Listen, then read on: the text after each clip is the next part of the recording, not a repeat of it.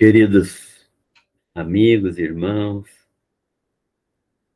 participantes deste momento de estudo da Palavra do Senhor, nós estamos dando início a mais um estudo no livro de Mateus, do qual nós já estudamos muitos capítulos, 26 capítulos. Estamos começando o 27º capítulo, depois faremos, se Deus permitir, o 28º. Mas nós agradecemos a todos que participam conosco do estudo deste evangelho, que é um evangelho que Deus orientou por meio do Espírito Santo, a sua escritura. Aí o apóstolo Mateus foi designado por Deus para escrever este evangelho. Hoje nós vamos ler e estudar o capítulo 27, dos versículos 1 até o 26, e trata do final da vida de Jesus, quando ele foi entregue a Pilatos pelos judeus. Os judeus queriam matá-lo, mas não podiam fazê-lo sem uma acusação formal. Então, eles apresentaram Jesus a Pilatos com a acusação de que ele estava fazendo uma sedição contra o governo romano. E por ser também, por querer ser chamado de um rei dos judeus. Se ele queria ser aclamado rei dos judeus, certamente ele estava querendo fazer uma sedição contra o governo de Roma. Bem, nós vamos ler então o texto e depois nós vamos dar o início ao estudo. O texto é 27 de Mateus, versículos 1 até o 26. Ao romper do dia, todos os principais sacerdotes e os anciãos do povo entraram em conselho contra Jesus para o matarem. E amarrando-o, levaram-no e o entregaram ao governador Pilatos. Então Judas, aquele que o traiu, vendo que Jesus fora condenado, tocado de remorso, devolveu as 30 moedas de prata aos principais e aos anciãos, dizendo: pequei, traindo sangue inocente. Eles, porém, responderam: que nos importa? Isso é contigo. Então Judas, atirando para o santuário as moedas de prata, retirou-se e foi enforcar-se. E os principais sacerdotes, tomando as moedas, disseram: não é lícito deitá-las ou lançá-las no cofre das ofertas, porque é preço de sangue. E tendo deliberado, compraram com elas o campo do oleiro, para servir de cemitério aos forasteiros. Por isso, aquele campo tem sido chamado até o dia de hoje Campo de Sangue. Então, se cumpriu o que foi dito por intermédio do profeta Jeremias. Tomaram as 30 moedas de prata, preço em que foi estimado aquele a quem alguns dos filhos de Israel avaliaram, e as deram pelo campo do oleiro, assim como me ordenou o Senhor. Essa é uma palavra profética que se acha principalmente no livro de Zacarias.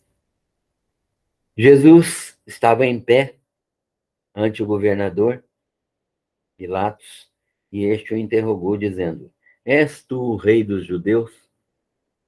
Respondeu-lhe Jesus: tu o dizes. E sendo acusado pelos principais sacerdotes e pelos anciãos do povo de Israel, nada respondeu. Então Pilatos lhe perguntou: não ouves quantas acusações te fazem? Jesus não respondeu nem uma palavra, vindo com isto a admirar-se grandemente o governador Pilatos.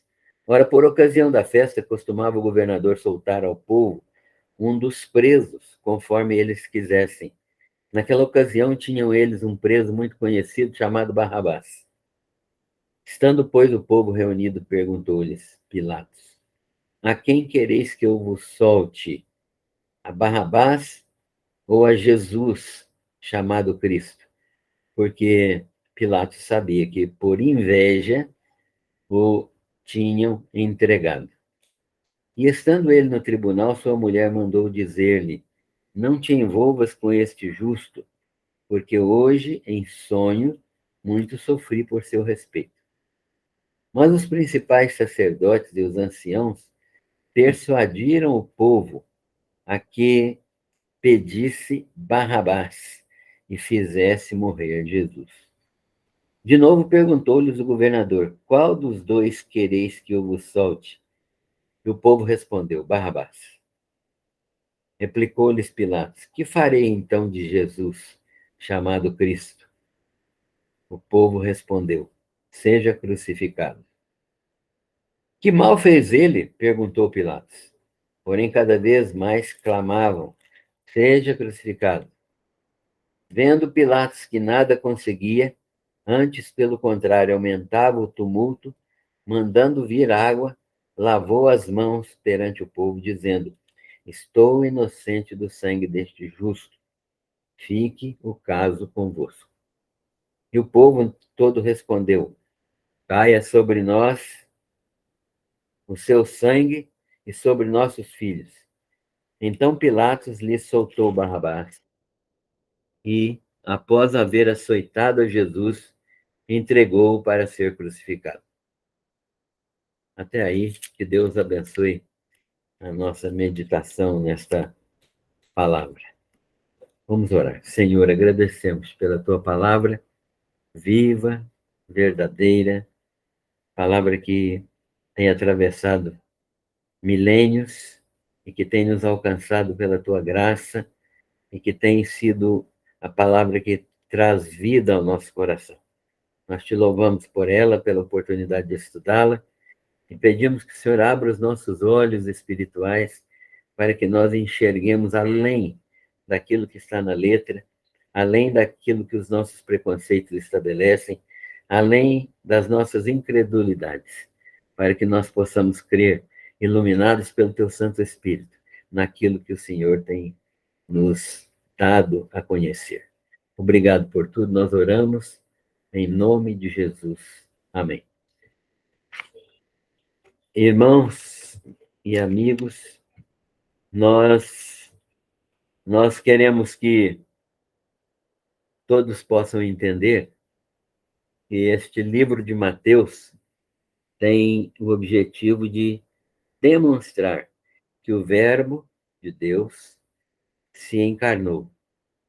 E o Verbo de Deus, né, que coexistia com o Pai e o Espírito Santo desde a eternidade, ele se encarnou em Jesus e que este Jesus, aqui sim, é o diferencial do Evangelho de Mateus. Este Jesus era descendente, ou é descendente, do rei Davi, o mesmo rei que Deus estabeleceu como rei segundo o seu coração, e o mesmo ungido, o mesmo Messias, ungido pelo Espírito Santo, é o próprio Jesus, que é o Filho unigênito de Deus. Então, a ideia de Mateus é fazer com que as pessoas, especialmente judeus incrédulos, pudessem reconhecer em Jesus as promessas feitas por Deus a Abraão, Isaque, Jacó, Davi, e de que haveria um que nasceria da semente de Abraão, da descendência de Davi, para assumir o trono messiânico, né? O rei de Israel, e para que ele fosse o Messias que tira o pecado do mundo. Estas verdades afirmativas, né, são verdades claras, são representadas na lei de Moisés, anunciadas pelos profetas e confirmadas pelos apóstolos do Novo Testamento. Então, há um testemunho tríplice sobre a pessoa de Jesus. E o próprio Espírito Santo que fala aos corações sobre a divindade de Jesus. Também corroboram estas verdades as próprias obras de Jesus que Mateus registrou, né? Não todas, uma pequena parte das obras de Jesus, em plena obediência ao Pai, ele executou essas obras, demonstrando sua autoridade e seu poder sobre as doenças, sobre os doentes, sobre a, a natureza, sobre os demônios, sobre Satanás, sobre a morte, sobre a vida. Né? Jesus é o Senhor de todas estas coisas e o livro de Mateus é um registro das ações de Jesus soberanas sobre todas estas situações que nós mencionamos. Jesus chega, então, agora, nesse texto que nós estamos lendo, ao fim do seu ministério. Está nos estertores do seu ministério. E ele chega aqui condenado à morte, porque os judeus decidiram sua morte e conspiraram para que Jesus fosse executado pelos romanos. Levaram Jesus amarrado a Pilatos.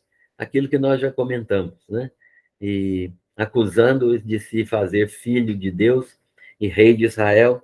Então, ele estava sendo levantado como um, um, o autor de uma sedição, né? De uma revolta. Então, os próprios judeus falaram, quando Pilatos demonstrou simpatia pelo prisioneiro Jesus, eles falaram para Pilatos: se você solta ele, você não é amigo de César, né? E Pilatos era governador, porque César o tinha colocado como governador na Judéia. Bem, ele fazia parte do domínio dos romanos e do governo romano do imperador sobre a Palestina. Então, Jesus então foi amarrado até Pilatos, e neste meio tempo, ao perceber que Jesus ia ser levado à morte, Judas, tomado pelo remorso, é interessante notar isso, que cita, Mateus cita remorso, que é um sentimento negativo, não é um sentimento de arrependimento. O remorso não traz uma mudança de, de atitude. O remorso simplesmente faz a pessoa reconhecer que estava errado, mas não muda a sua atitude. Até porque nós sabemos pelo Evangelho de João que Judas, desde o início do ministério de Jesus, era uma pessoa usada por Satanás. E as indicações da Bíblia são de que ele nunca se converteu. Ele esteve no ministério apostólico, mas nunca se converteu.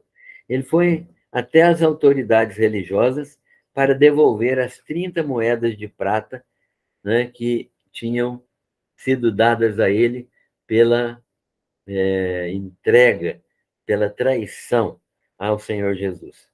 E ele reconhece: pequei, traindo sangue inocente. Realmente, eu pensava que esse homem,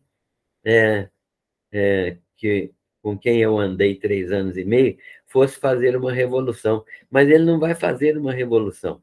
Eu errei, eu pequei traindo essa pessoa. Ele é inocente, ele não está querendo assumir nada aqui de governo para tirar vocês do domínio. Né? Os judeus também não queriam que Jesus morresse, porque eles não queriam perder o domínio religioso, o status religioso que aqueles homens tinham. Né? Então, Judas fala isso, né? Mas os sacerdotes falaram: olha, isso é um problema seu, nós não temos nada com isso, o que você fez está feito. Então, ele arrojou o dinheiro, jogou para longe, o dinheiro e, saindo dali, foi se enforcar. Com o dinheiro rejeitado por Judas, e eles entenderam, os sacerdotes entenderam, que não deveriam utilizar aquele dinheiro como oferta para o santuário. Então, eles compraram um campo de um determinado oleiro, né, um campo vazio, para servir de local para sepultamento das pessoas estrangeiras que morriam por ali, como os indigentes, né, que não tinham possibilidade de ter uma sepultura. Então, eles compraram esse campo para que o sepultamento dos estrangeiros se fizesse nele. E nós vemos que Pilatos começou, então, o julgamento de Jesus. Pilatos começou a julgar Jesus e fez um interrogatório. O interrogatório foi começado e ele perguntou a Jesus se Jesus era o rei dos judeus. E Jesus respondeu para ele: é isso mesmo que você está dizendo. E Pilatos lhe falou, então: o povo faz muitas acusações contra você. Mas Jesus não respondeu a nenhuma pergunta. E isto causou grande admiração a Pilatos. Jesus não se defendeu, né? E então Pilatos apresentou ao povo a possibilidade de decisão, né? Tinha um costume, por ocasião da Páscoa, de se libertar um determinado preso. E ali havia um preso, era uma pessoa que fazia sedições, e nós não temos exatas informações a respeito dele, mas parece que era uma pessoa que vivia fazendo atitudes de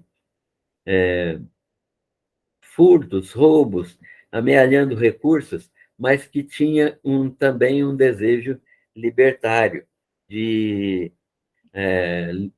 ser um líder de libertação de Israel.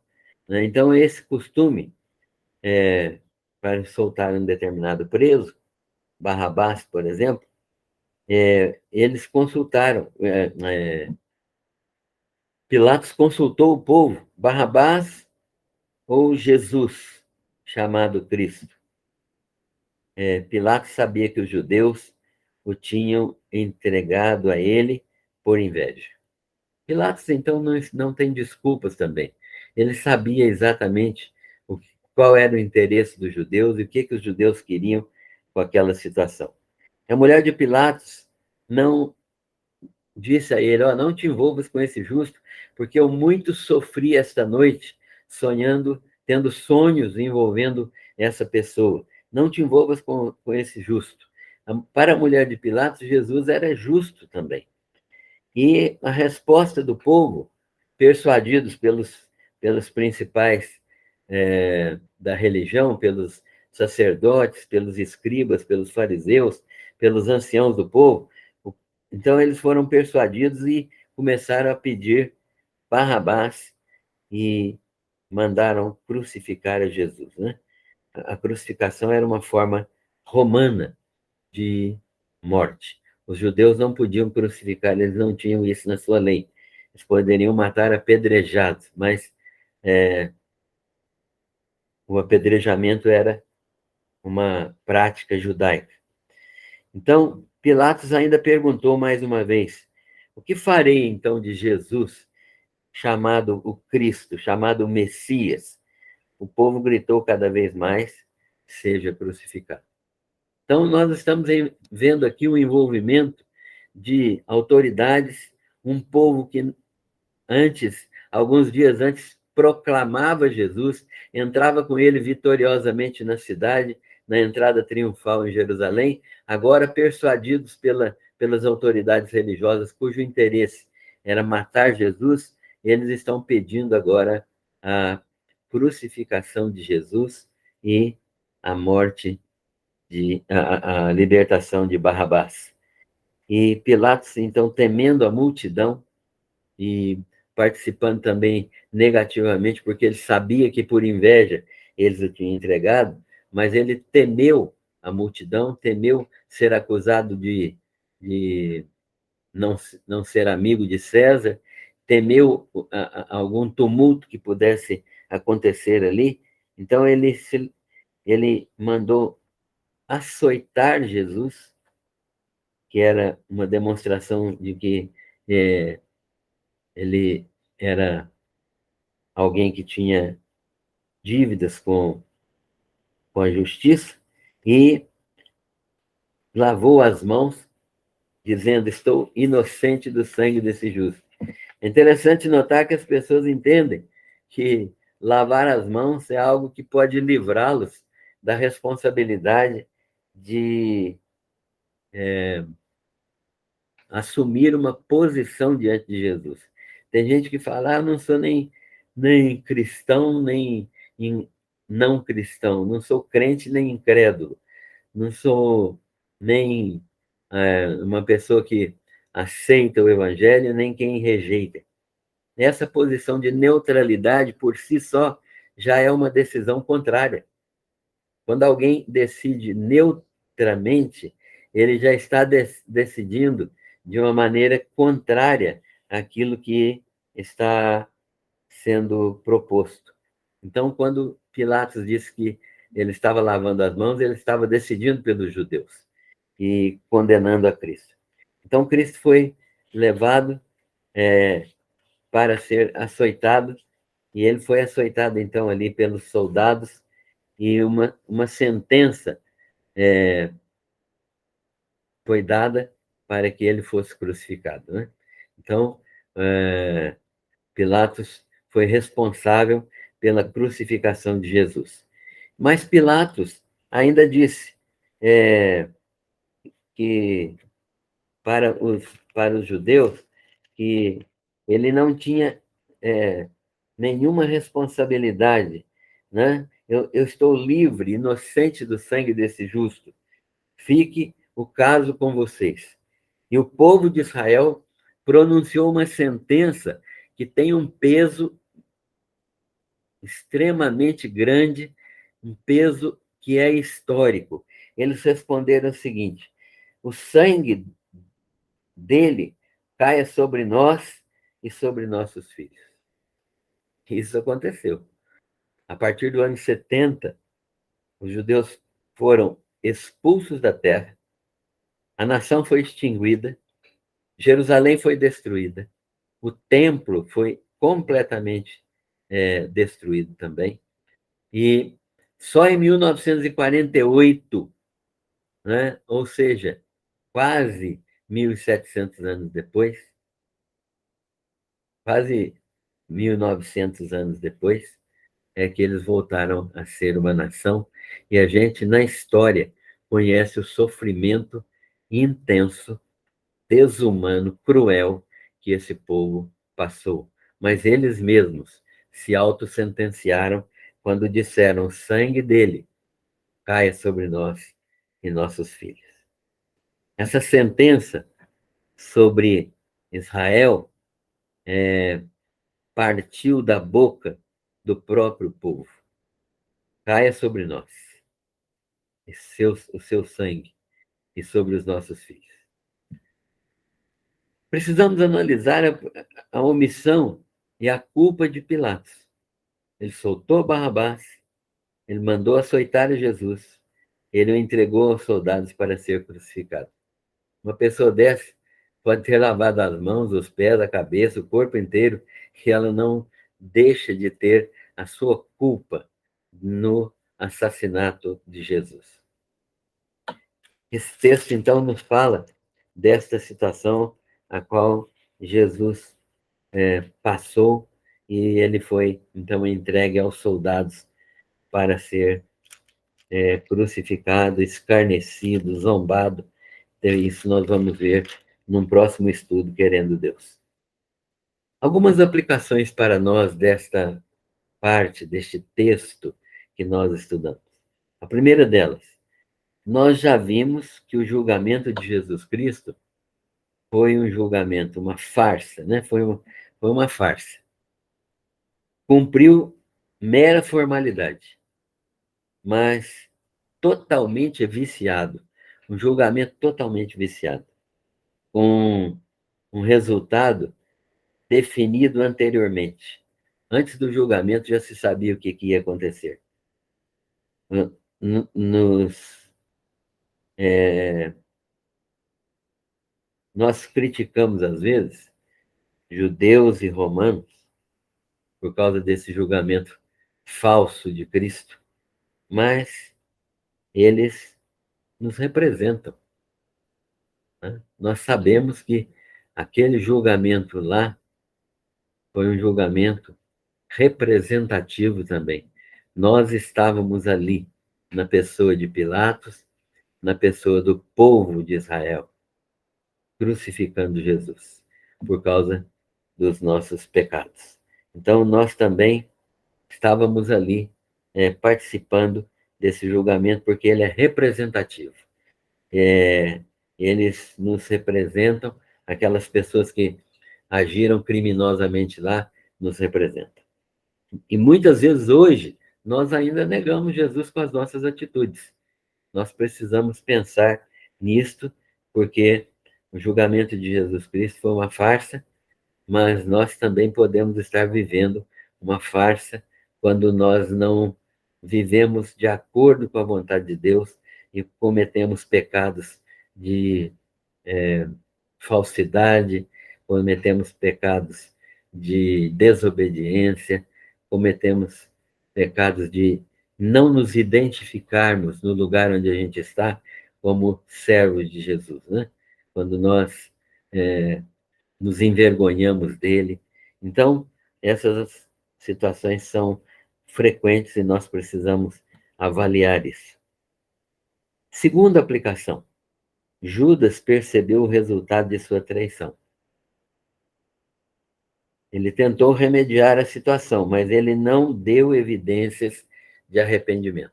Certamente, se Judas tivesse se arrependido e tivesse reconhecido que Jesus era o Senhor e Salvador e pedisse perdão a Jesus, ele seria perdoado. Porque a condição para o arrependimento, para o perdão, é um coração arrependido. Mas ele não se arrependeu, ele teve remorso, ele se entristeceu porque ele praticou aquilo, mas não porque aquilo produziu a morte de Jesus. São duas coisas distintas. Então, no remorso eu fico chateado comigo mesmo. No arrependimento, eu me entristeço porque entristeci o coração de Jesus. Você tem remorso ou arrependimento? Precisamos também analisar essa situação. Pilatos. Então, na terceira conclusão. Pilatos tentou manter a neutralidade, mas terminou por fazer a escolha das autoridades e do povo de Israel, o que eles queriam. Não existe neutralidade. A neutralidade é um perigo, porque quando eu estou neutro, eu já tomei uma decisão. E quarta e última, antes disso, você não deve permanecer neutro. O fato de ser neutro, Jesus diz: quem comigo não ajunta, espalha. Aquele que não é comigo, que não é por mim, é contra mim. Não tem jeito de ficar no meio termo. Diante de Jesus, quarta conclusão, chamado Cristo, todos nós somos convocados a tomar uma decisão vital. Qual é a decisão vital que nós devemos tomar? Crer em Jesus Cristo como Senhor e Salvador. Ou então, permanecer nos nossos pecados e morrer perdido. Diante de Jesus é necessário. Nós somos convocados. Não é convidado, não. Convocado. Aqui tem força de mandamento. Convocados a tomar uma decisão vital. Ou cremos em Jesus Cristo como nosso Senhor e Salvador, ou permanecemos mortos espirituais nos nossos pecados. Que o Senhor, misericordiosamente, nos abençoe para que possamos entender a sua palavra e possamos receber Jesus Cristo como Senhor e Salvador no nosso coração e sermos salvos, né? Salvos da neutralidade, salvos do remorso, salvos do não reconhecimento de Jesus Cristo como Filho de Deus. Deus abençoe a todos. Até uma próxima oportunidade, querendo Deus.